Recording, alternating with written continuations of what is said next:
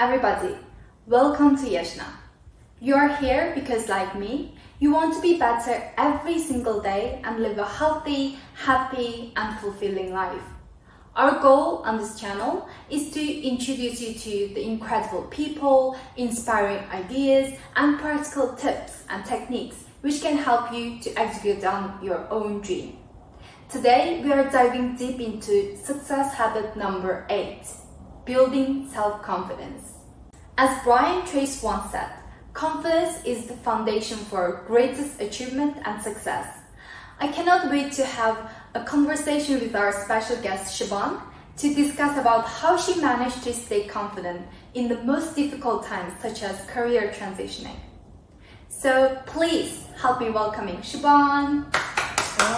Thank you. I'm so excited to be here. It's my first official kind of podcast episode. I manifested it. So I just can't wait to dive in. I feel like we're going to have a lot of kind of knowledge that's going to help people and hopefully be really useful. Oh, thank you so much, and I'm so happy to be here, discuss with you, and want to learn from you.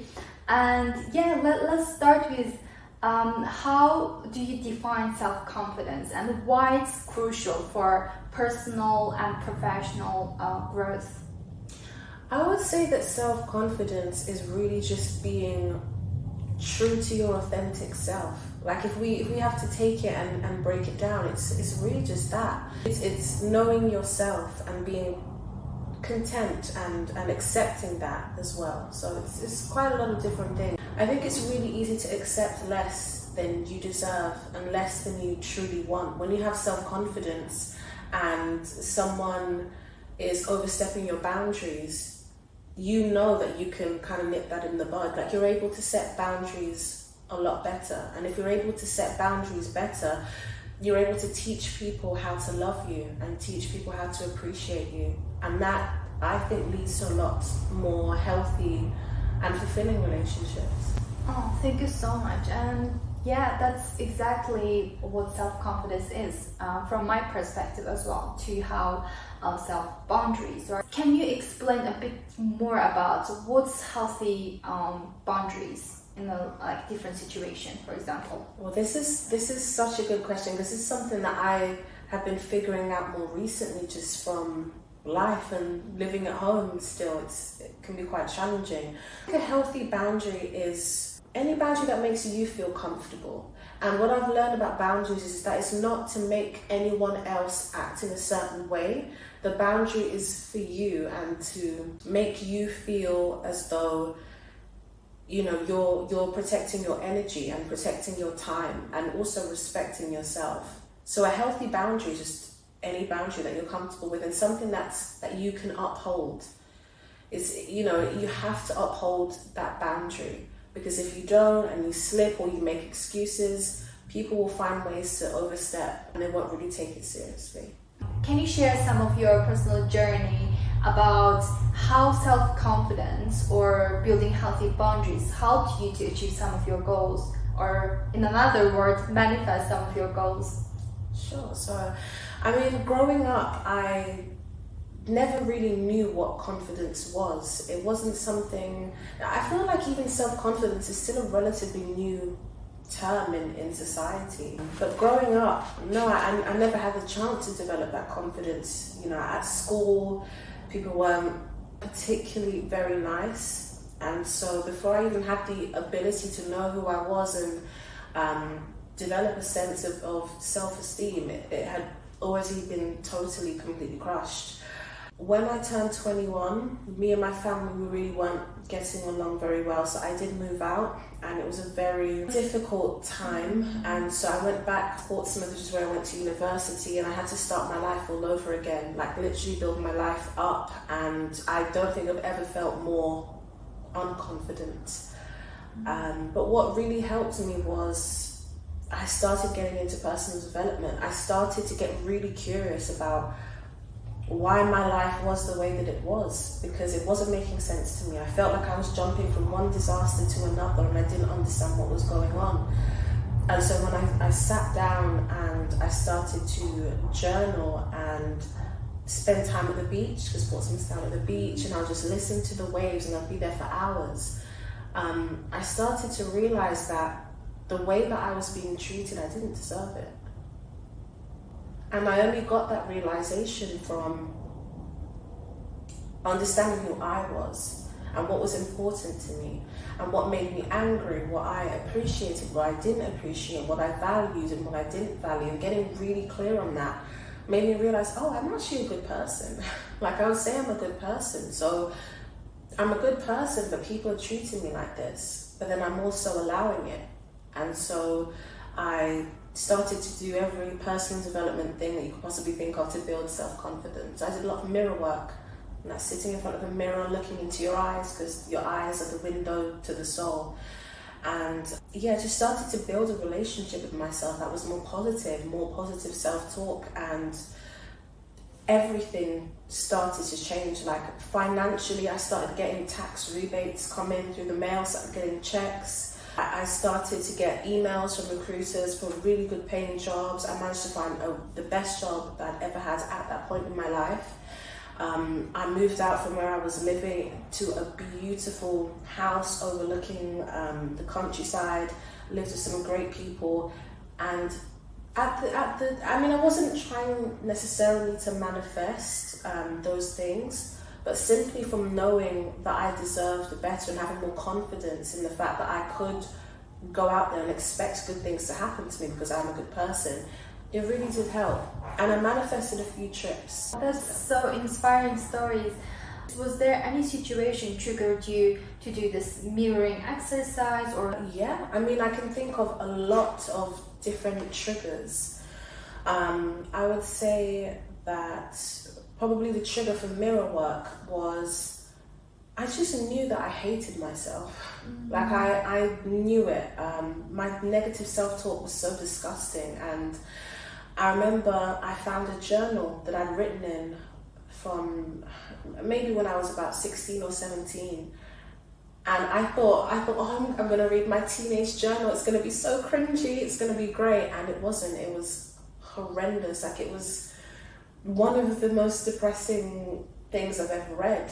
And that's when I was like, I don't think anything's changed. Like, I wrote this when I was 16. I'm 21, 22, and I still feel that way. And so I burned that journal because it was just really, really bad. And I was in personal development anyway, and I wanted to find some books to read. So I went on Amazon and I found Mirror Work by Louise Hay. Yeah. And I thought, this is probably rubbish and nonsense, but let me give it a go. And it was very cathartic. I was crying and crying and crying in the mirror with some of the exercises that said, I accept you, I love you. All of that was very difficult. But then I got to a place where it started to feel real.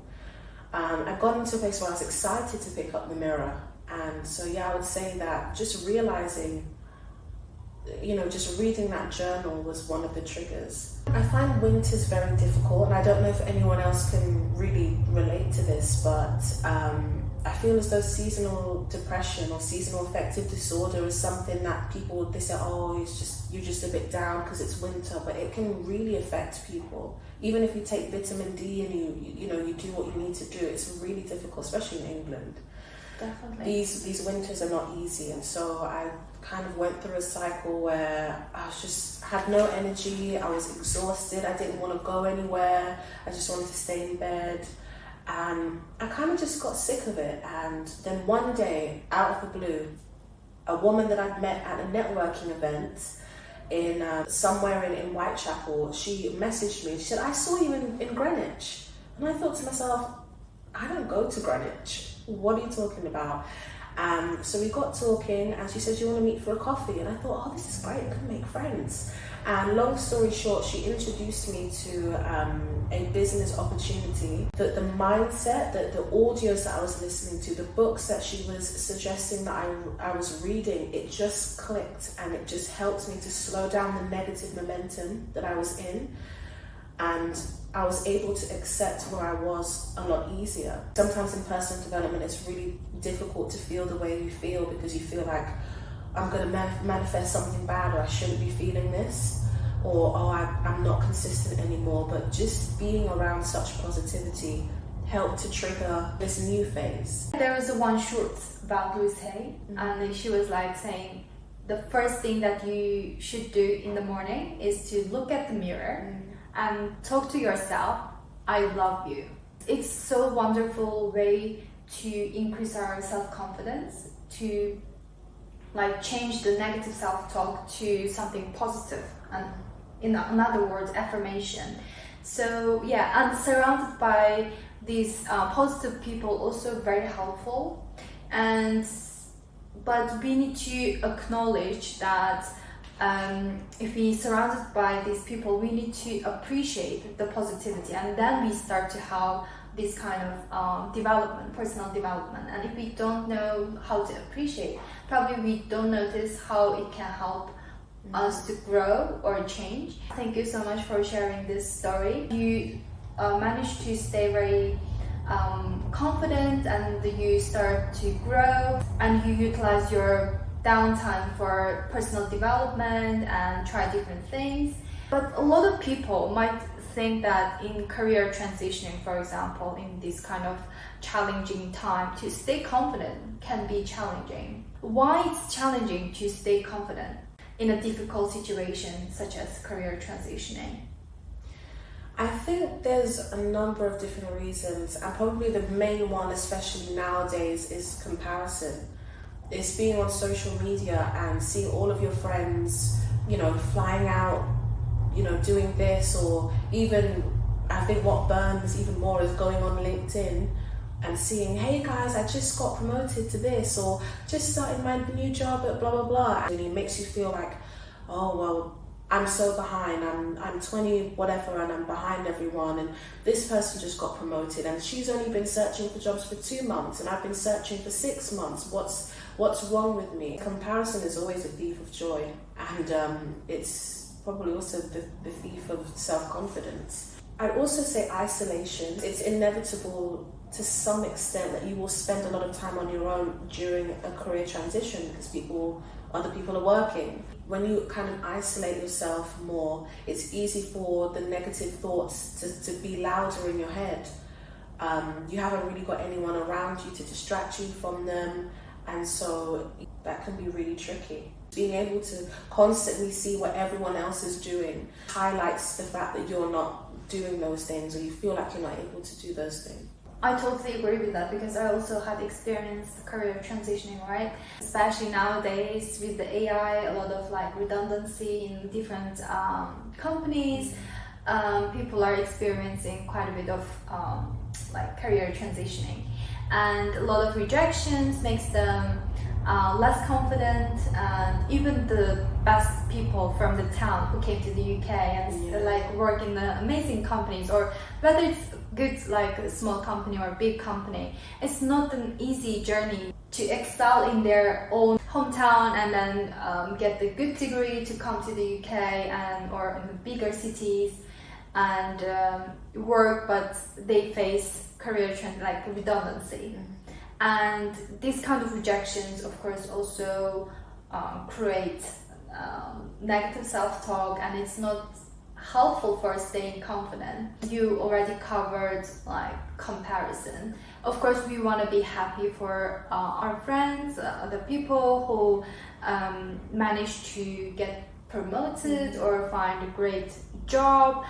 The first reaction could be like, oh wow, that's so good, I'm so happy for you. But after getting these kind of rejections or like isolation and not meeting anyone, it's not healthy at all. Sometimes we don't choose to be unhappy, but if we are not going out, not doing any physical activity, and isolation can really triggers this kind of negative self-talk.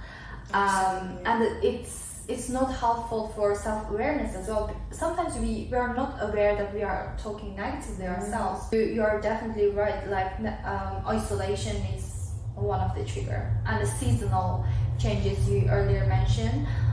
Because I was doing my MBA and I was like researching about vitamin D. Yeah, especially in the UK, more than half of the population is vitamin D deficient, and vitamin D deficient is also very closely linked to depression.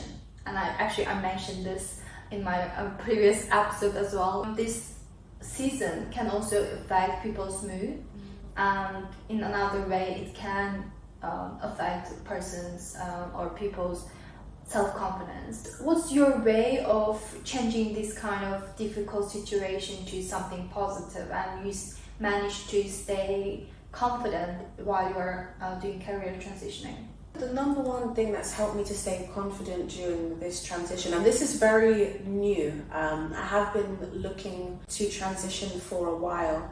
I'd say the number one thing has been knowing who I am and spending time getting to know who I am. Especially in Western society, it's so easy to connect your sense of self-worth to your job and how much money you make and your career and your degree. When you're in a career transition, or when you lose your job or become redundant, whatever it is, you're left with this sense of just feeling less than, because that almost identity has been stripped away. And so for me, just knowing who I am, and I would say specifically, just such a powerful technique is writing down morals and values. That has helped me so much to understand what is the most important thing to me. You know, I'm in this space now where I'm not working a 9 to 5 Monday to Friday, so how do I want to spend my time, and how do I make sure that time is being filled in a way that aligns with who I am and what I care about and who I want to become. Try and make sure that everything that I do aligns with that. So one of my values is having fun. One of my values, we feel like we just know them, but writing the list was just really incredible. So I make sure to put on like exercise tapes and get moving and get active and insert and inject fun into my everyday life, because it's important to me. I would say just living authentically to myself. And it's amazing the type of mental shift that it creates. I think a lot of people who are focusing on surviving, they're not necessarily living it aligned with their values, and that's what causes the lack of satisfaction or not feeling fulfilled. What's helped me is reframing this whole experience. I look at it as a chance to say, I get to pour into myself, and I get to live in a way that suits me, and that makes me feel really abundant. Genuinely, like just having the exercise tapes on and going to the park and grounding myself, that makes me feel alive, and I feel like I'm supposed to be doing those things, and so I do them. Before, I would do what most people do, which is spend hours just application after application after application for days. Where you're on Gmail and you refresh, just hoping for any recruiter or for any message to come through that you got something. That wasn't serving me, and that was making my confidence even worse. It turned into desperation. Yeah, thank you so much. And I know that you managed to do a lot of activities. You are trying different things to have fun. And this is a very, very good topic to discuss about, right? Who I am. And that's the question. People might have different answers, and I always love to hear different stories and different explanation. And how you defined this question, what would be your answer? Is it your hobbies, the person you want to become, or the things that you want to achieve? That's an amazing question. I think of my values, because I think I'm living my values now. I would say that I am a innately worthy person. I think above all, that's what I would say. I have to keep reminding myself of that, because the society that we live in will make you feel as though you're not enough, and make you doubt yourself. It's so easy to get pulled into social media and all of this stuff that makes you forget who you are. But I would say I'm compassionate, a good person, creative, and I really believe that the more I remind myself of who I am, is the more that I'm becoming the person that I'm supposed to be, and the more that I'm able to start doing the things that I should be doing. That sense of purpose and that fulfillment as well. Thank you so much. Would you also think about like the contribution or the impact that you want to bring in the society. Have you ever think about that? Yes, yeah, I think about it all the time. I realized that there was something missing. So I have a background in social media marketing, and I enjoyed the graphic design and writing copy, but something was missing, and I didn't understand what it was because I had my degree in journalism and English language. I was educated. I had everything that I needed, and throughout our lives in this society, we're told go to school, go to uni, get a job, and then everything will be good, and then you have kids in a house and everything, and it felt like something was missing. And for me, what was missing was purpose. I just want to be a person that's able to hold space for other people to unbound themselves, to untie themselves from what their family says that they should do, what society says that they should do, and all of the negative limitations and the negative beliefs. I want to be able to provide that fertile soil for people to plant and to grow whatever they want in their lives. And so today was the first day of being a drug and alcohol, I wouldn't say a recovery worker, but I'm working towards that. So I'm a family, friends and carers group facilitator. So today is my first day. Aww, and congratulations. That's so exciting. I want to be a positive light to whoever I come across. And I want to leave people better than how I met them. And so that's what I'm trying to do, and that's what I'm trying to live every day. And I've realized that as much as I do love social media marketing, I have to live in accordance with what feels right and what feels true and what feels purposeful, intentional and rewarding. That's the amazing explanation, and thank you so much for sharing. How knowing yourself is affecting your self-confidence? Are they related to each other? Yeah, I would say that is a difficult question. If you can accept that you are who you are, there's no more fear. There's no more fear to, I don't want to wear this because this is like, well, no, this is me. This is it. And I really would say that it's the self-acceptance. You can't accept what you don't know. So once you become aware of it, you can think, okay, this is it.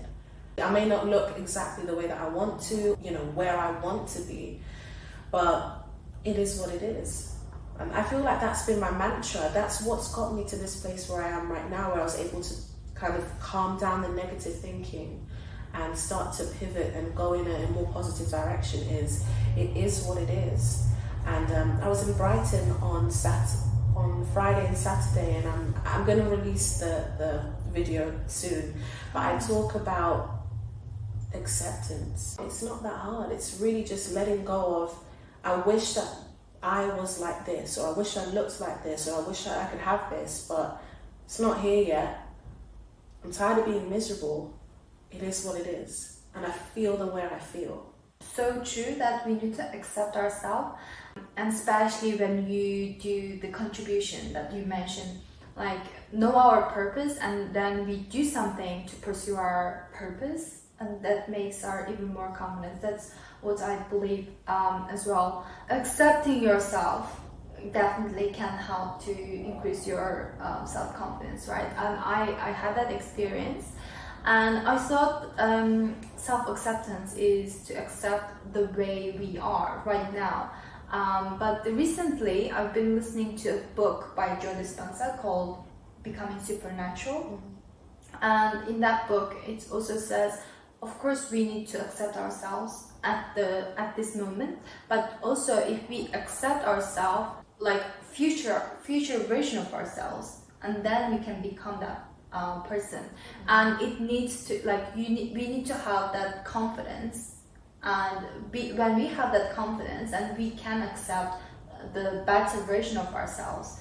And it really resonated with me, and I'm still learning how to get that point, to accept a better version of ourselves. And whatever happens right now, that's okay. For sometimes we can't ignore all the negative emotions, negative situation. It happens, but what makes difference is that how we react to that situation, and how we grow from that kind of situation and to become a better version of ourselves, we need to have confidence. And can you share some of your stories or personal journeys about self-acceptance and still have confidence to become a better version of yourself? I would say in terms of self-acceptance, I just got sick and tired of being sick and tired. You start to get sick of yourself. And that's the point where I got to. I was sick and tired of feeling tired and drained and miserable. So I just spent time in nature. And I really recommend that everyone does that. There is something just about being completely alone in nature that is so grounding, because you're in the present moment, anchoring myself in the present moment and just feeling the way that I feel and not wanting anything to change. It really helps with that. And then also realizing that I can't fight. It is what it is, and for whatever reason I'm at the point that I'm at now, and I can't keep fighting and pushing and trying to make everything happen the way that I want to, because clearly there's a reason why it's not happening the way that I want it to either. There's nothing wrong with us as people. We have things that we need to improve on, and we all have a dark side, and we've all made mistakes in our past. We live in a society that tries to condition us and tell us that we're wrong, we're not enough, we're this and that, and it's all lies. And the truth is that when we were born into this world, we were born fine, we were born just the way that we were supposed to be, but over time we've been damaged by people, we've been hurt, we've been traumatized, and it's led to us feeling like, oh, I don't know if I can do this, I don't know about that, or oh, you know, all of these doubts, and just understanding that it's lies.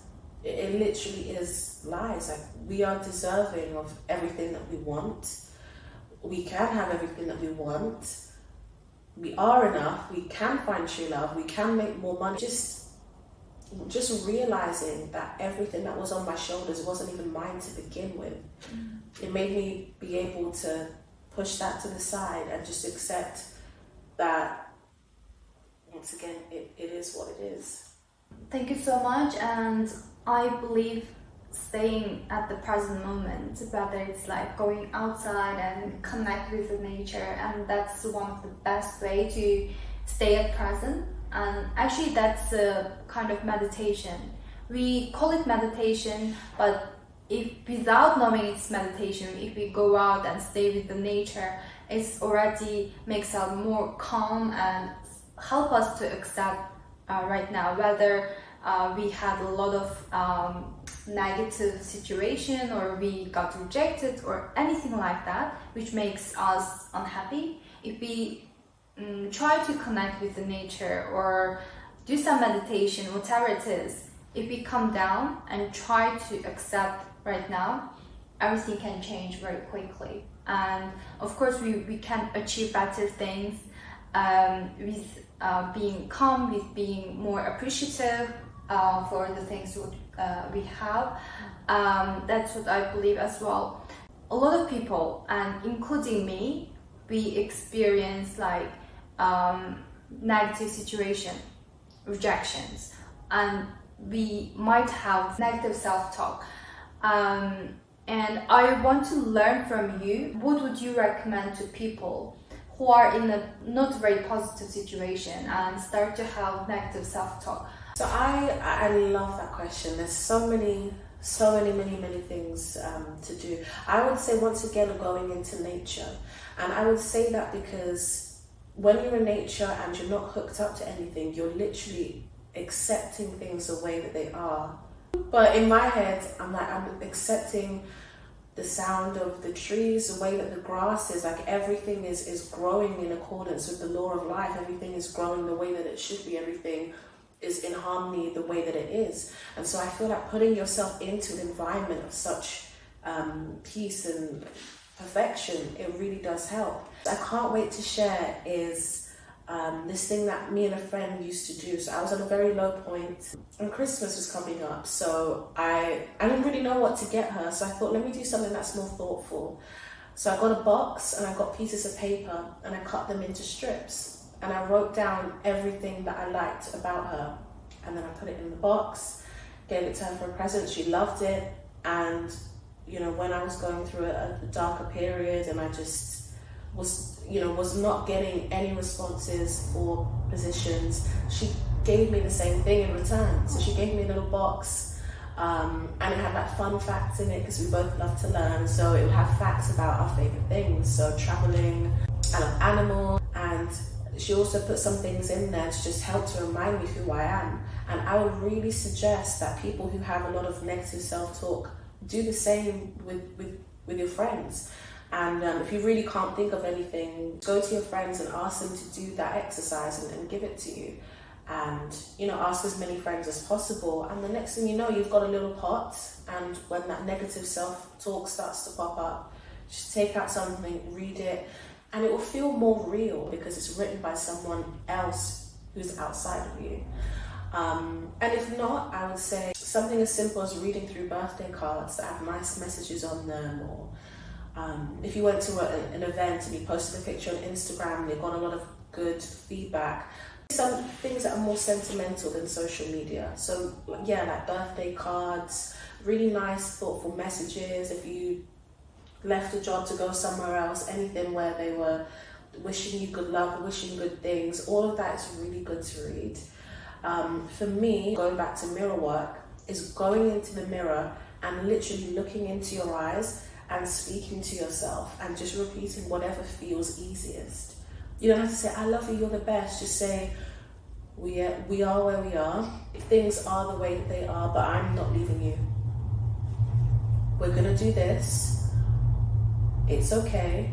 Let's do something. Just anything that doesn't cause more inner resistance. Just talk in the mirror and keep on going. Even if you're there for an hour, just keep going until that kind of anxious energy and that negativity has kind of mellowed out, and you really do feel the difference after. But I call it a mirror pep talk. So you've got the nice little compliments in a box, compliment box. Then you've got the mirror pep talk. There's a super powerful exercise by David Bayer. I love his content. I really recommend that you guys give him a chance. So he talks about the decision matrix, and this isn't really short term in terms of with negative self-talk. This is a really long-term powerful strategy. So I believe it's called the decision matrix. I may be wrong about that, but the exercise is to basically write down all of the negative things that you think about yourself. Then next to it, make a column writing the opposite of all of those things. I'll never get the job that I want. In the next column, you write, I've got my dream job. In the third column, you write down every single instance in your past where you've been able to get a job or a position or something that you want. And you do that for each point. And what it does is it starts to change your belief about yourself by bringing in evidence. Because for a belief to work, you have to really believe it. You can't just say affirmations. Sometimes you need something that's really going to resonate and feel true. And what better way than to have evidence from your past that tells you that the original negative self-talk or negative belief is a lie. And that's what it is. It's figuring out the truth beyond the lies that we're telling ourselves, because none of it's true. And another thing that David Bayer says is that if it doesn't feel good, it's not necessarily true. If you're thinking bad things about yourself and it doesn't feel good, it's because it's not true. So compliment box, mirror pep talk, and the decision matrix. And that will just help to slow down that negative momentum. Thank you so much. There are so many good tips and techniques. Personally, I've tried this writing down, like what's the negative beliefs and what are the self-sabotaging talks, negative talks to myself. I literally write it down to my book. So when I started this podcast, I was having like, after several months, I was having 50 something, 60, like very small channel, right? But I wanted to grow, wanted to have 1,000 subscribers. It didn't feel right, or it didn't feel true to me. I'm knowing that, but I still want to achieve 1,000 subscribers. And what I've done is I write it down, my negative talk. It's hard to achieve 1,000 subscribers by the time.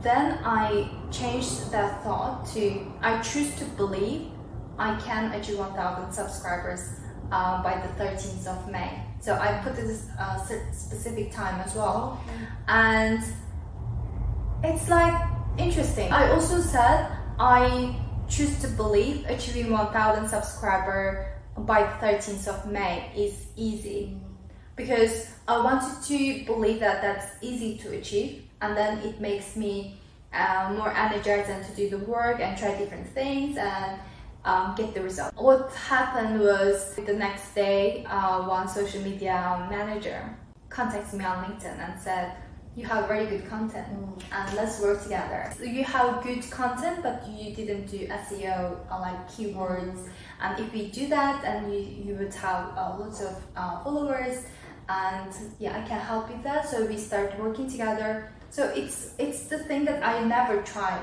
So I knew that if I try something different, I would get the different result. Once I changed my mindset, choose to believe, once I have that confidence, I was not like afraid of trying different things. Yeah, it worked. So definitely I would highly recommend people to just sit there and write down negative thoughts, any self-sabotaging talks, and then choose what you want to achieve and make it real. At the beginning, probably it doesn't sound real.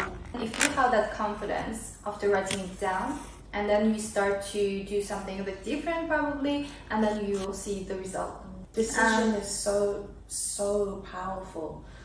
I remember I went to a personal development workshop, and the guy was talking about how decision is literally cutting off any other possibility apart from what you want. And so it seems like that was part of the process, cutting off the possibility of not getting your 1,000 subscribers. That's amazing. Aww. You're a master manifester. Oh, thank you so much. I'm still learning, so this is also a way of learning.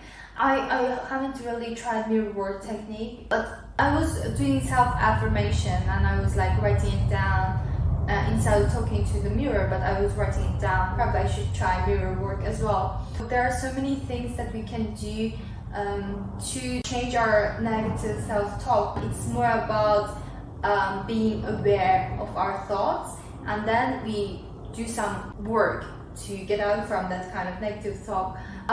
Yeah, thank you so much. I've learned a lot personally, and that kind of energy that you're bringing in, like the personal development and about the building self-confidence and practical tips and techniques that can help us to stay confident even in the worst situation.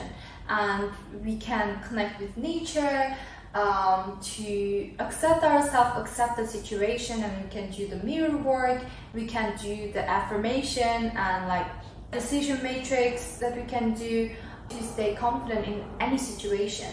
So yeah, thank you so much for sharing your experience and tips, and I hope my audience also learned some of these techniques, and I highly recommend you guys to try, and I cannot wait to hear from you what you achieved using these techniques and practices. And please share us your experience if you already tried, or if you tried, please let us know when you achieved your goals. And thank you so much for being here, and see you next time. Bye for now. Bye. Bye.